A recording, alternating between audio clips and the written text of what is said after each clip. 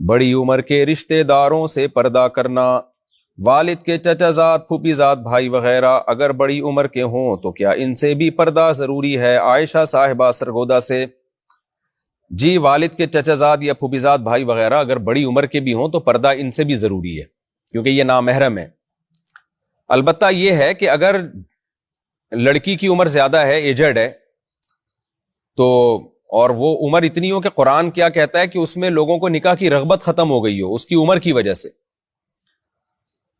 تو پھر اس کو جو ہے چہرے کے پردے سے وہ مستثنا ہے۔ یا اسی طرح جو خاندان کے بڑے بزرگ ہیں نامحرم لیکن بڑے بزرگ ہیں، بوڑھے ہو چکے ہیں، تو اتنی گنجائش ہو سکتی ہے کہ پھر لڑکی ان کے سامنے یعنی چہرہ کے پردہ نہ کرے۔ تو جیسے والد کے چچا زاد بھائی ہیں، یا دوسری جو آپ نے مثال دی کہ پھوپھی زاد بھائی ہیں، تو اگر وہ عمر میں زیادہ ہیں، بوڑھے ہو چکے ہیں، اور ان کی بزرگی اور رشتہ داری کی وجہ سے کوئی خاتون ان کے سامنے چلی جاتی ہے، چہرہ نہیں چھپاتی، تو اس کی امید ہے انشاءاللہ گنجائش ہوگی۔ لیکن اتنا پھر بھی ضروری ہے کہ ان سے مصافحہ کرنا بہرحال حرام ہے، ناجائز ہے۔ تو ایسے جو بہت زیادہ عمر کے بزرگ ہوتے ہیں تو ان سے اتنی گنجائش ہے کہ وہ خاتون جو ہے وہ اپنے سر پہ ہاتھ رکھ لیں، جیسے گھروں میں ہوتا ہے، خاندانی جو بڑے خاندان ہوتے ہیں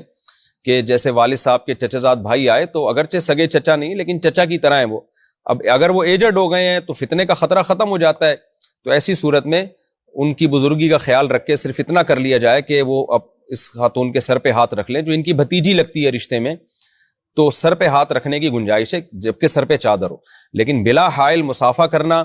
یا سامنے بیٹھ کے بہت زیادہ بے تکلف ہونا یہ بہرحال حرام ہے، ناجائز ہے۔ لیکن جو رشتہ دار جوان ہے نا، چچا زاد پھوپھی زاد، وہ ان سے بہرحال پردہ فرض ہے۔ خوب سمجھ لیں، آج کل والد کے چچا زاد بھائی پھوپھی زاد بھائیوں سے خواتین نے پردہ کرنا ہی چھوڑ دیا ہے، ان کو سگے چچا سمجھتی ہیں، حالانکہ وہ سگے چچا نہیں ہوتے۔ اگر وہ سگے چچا ہوتے تو کبھی بھی ان سے نکاح حلال نہ ہوتا۔